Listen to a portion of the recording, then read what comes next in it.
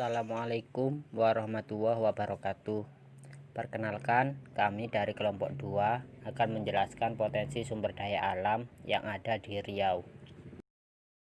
Adapun anggota dari kelompok 2 yakni Adila Saidatul Husna NIM 20, Ainun Najib NIM 42, Elia Chandra Dia Prihartini NIM 44, Illa Anuria NIM 45, dan Nikmatul Ummah NIM 71. Provinsi Riau merupakan negeri yang kaya akan sumber daya alamnya, minyak bumi dan gas melimpah, serta kekayaan kelapa sawit yang sangat luas. Selain itu, masih banyak potensi lain yang belum digarap secara serius dan profesional dari Provinsi Riau, sehingga menyebabkan perekonomian Riau tidak mengalami kenaikan yang signifikan. Provinsi Riau saat ini menjadi salah satu provinsi penghasil sawit terbesar di Indonesia, dengan angka 3,8 juta berasal dari Riau. Namun sayangnya bahan makanan pokok seperti beras masih mensuplai dari provinsi tetangga. Riau merupakan salah satu provinsi terbesar di Pulau Sumatera. Terletak di bagian tengah Pulau Sumatera menjadikan Riau sebagai tempat yang strategis dalam melakukan perdagangan. Ada beberapa potensi sumber daya alam yang menjanjikan di Riau. Di antaranya yaitu mineral, minyak dan gas alam, serta kelapa sawit yang sudah diolah dengan baik. Akan tetapi ada beberapa sumber daya alam yang cukup menjanjikan untuk ditekuni, seperti peternakan misalnya, di mana tanah Riau yang subur ternyata mampu menghasilkan hewan ternak yang cukup sehat. Hal tersebut mampu dilihat dari tingginya permintaan akan berbagai produk ternak seperti telur, daging, dan susu. Dan ada juga yaitu perikanan, di mana 17% Provinsi Riau dikelilingi oleh lautan dan beberapa sungai, sehingga tidak mengherankan jika hasil perikanannya cukup melimpah dan hasil tersebut bisa sangat menjanjikan ketika diolah dengan baik. Pembahasan selanjutnya yakni mengenai sumber daya alam tak dapat pulih di Provinsi Riau. Pada video kali ini akan dijelaskan mengenai dua jenis sumber daya alam yang tidak dapat pulih. Yang pertama yakni batu bara, dan yang kedua yakni minyak dan juga gas alam. Potensi keunggulan dari sektor energi dan sumber daya mineral menjadikan Provinsi Riau sebagai provinsi terkaya di Indonesia. Tidak hanya satu pertambangan saja, akan tetapi Riau memiliki beberapa sumber pertambangan yang mengambil dari hasil bumi. Hasil pertambangan yang dihasilkan antara lain yakni emas, batu bara, bauksit, granit, pasir kuarsa, timah, pasir laut, hingga minyak bumi. Pada sektor ini, Riau berhasil berkontribusi hingga 41,68%. Pertambangan batubara di Riau dihasilkan dari 3 kabupaten, yakni Kuansing, Indragiri Hulu, dan Indragiri Hilir. Batubara yang dihasilkan oleh Riau masih tergolong kualitas sedang, dengan kandungan kalori antara 5.100 sampai 6.100 kilokalori. Sedangkan untuk batubara kualitas bagus harus mengandung kalori di atas 6.100 kilokalori. Produksi batubara berdasarkan data yang ada pada Dinas ESDM pada tahun 2018, Riau berhasil menghasilkan batubara hingga 1.712.061 metrik ton, dan di tahun 2019, ESDM akan menargetkan total produksi batubara hingga 2,3 juta metrik ton. Sumber daya alam tak dapat pulih yang kedua yakni minyak dan juga gas alam, di mana Provinsi Riau menjadi penyumbang terbesar produksi minyak mentah dan kondensat secara nasional. Dari target living 775.000 barel per hari, per Januari 2019, Riau menyumbangkan 30% diantaranya atau setara dengan 223.330 barel per hari. Riau memiliki cadangan gas alam mencapai 33,57%, sedangkan untuk cadangan minyak bumi yang dimiliki Riau mencapai 51,5% yang terhitung dari cadangan nasional. Untuk gas alam cairnya, Riau memiliki cadangan hingga 23,7 mscf. Satuan Kerja Khusus Pelaksana Kegiatan Usaha Hulu Minyak dan Gas Bumi atau SKK Migas menyatakan bahwa saat ini terdapat 14 wilayah yang berpotensi menjadi sumber cadangan migas yang sangat besar. Estimasi cadangan sumber daya yang diperoleh sebesar 803 juta barel minyak dan 1,59 kubik gas alam. Penemuan cadangan minyak ini didapatkan dari hasil pengeboran sumur Banyuwangi dengan total kedalaman 2.800 feet. Dari hasil pengujian, minyak tersebut mengalir ke permukaan secara alamiah atau natural flowing dari dua prospek lapisan. Sumber daya alam dapat pulih di Riau.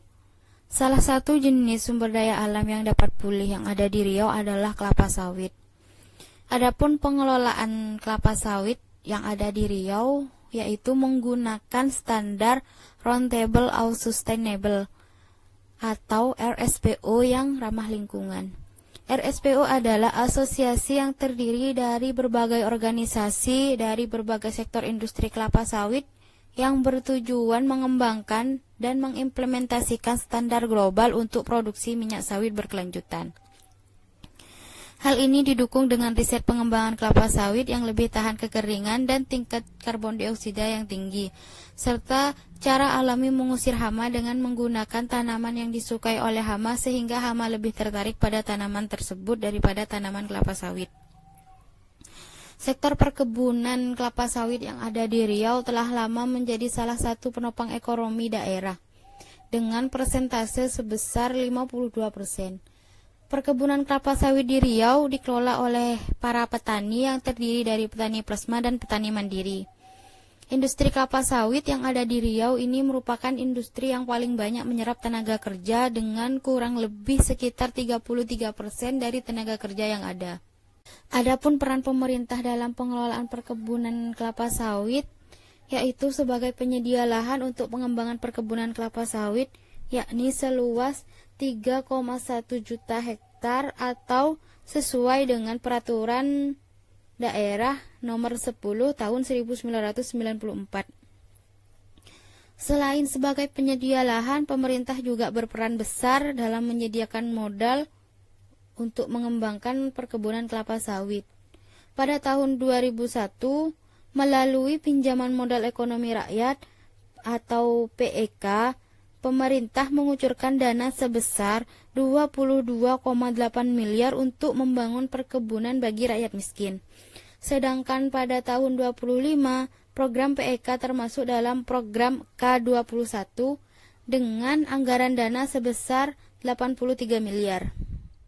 Untuk menjawab pertanyaan nomor 4, kami di sini menggunakan penelitian yang berjudul Eksplorasi dan Eksploitasi Pertambangan Minyak dan Gas Bumi di Laut Natuna bagian utara Laut Yurisdiksi Nasional untuk meningkatkan kesejahteraan masyarakat di Kepulauan Natuna. Kebutuhan terhadap bahan bakar ini tiap tahunnya mengalami peningkatan dan cadangan minyak Indonesia mengalami penurunan. Penurunan cadangan minyak disebabkan oleh dua faktor utama, yaitu yang pertama, eksploitasi minyak selama bertahun-tahun dan minimnya eksplorasi atau survei geologi untuk menemukan cadangan minyak terbaru. Kepulauan Natuna merupakan kepulauan paling utara di Selat Karimata. Kepulauan Natuna terkenal dengan penghasil minyak dan gas. Kepulauan Natuna tersimpan total cadangan gas alam sebesar 112.356.680 barel dengan volume terbesar yaitu 222 triliun kubik feet.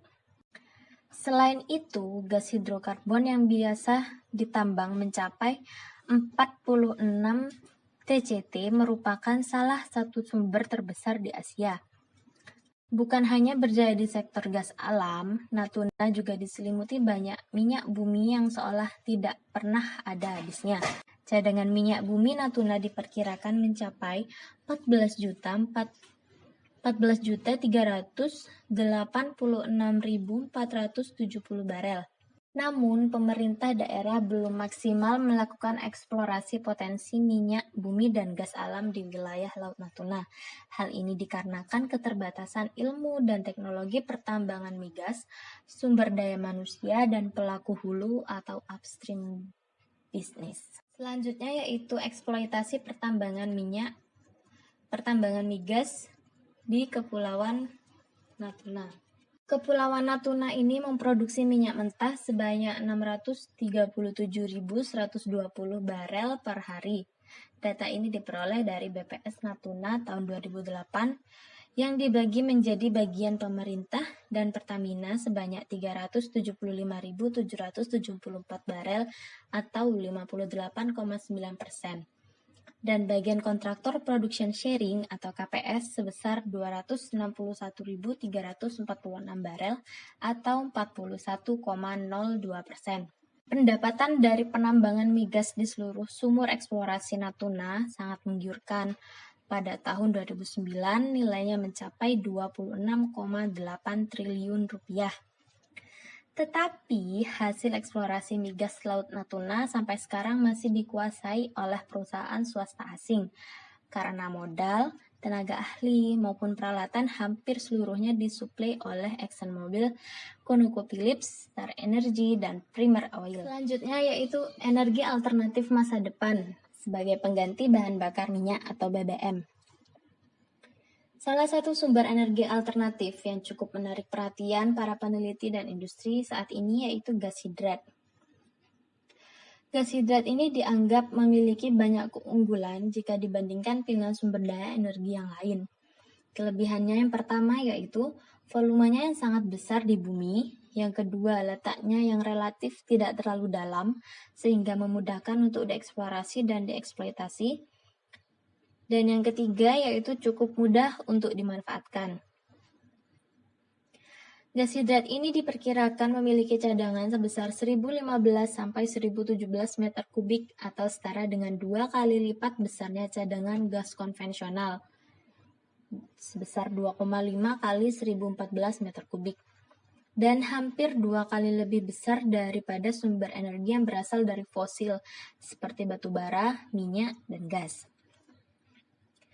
Perkiraan kasar jumlah gas hidrat yang terdapat di daerah perairan sebelah selatan Sumatera Selatan, Selat Sunda, dan selatan perairan Jawa Barat kurang lebih 17,7 kali 1012 meter kubik atau setara dengan 625,4 triliun kubik feet.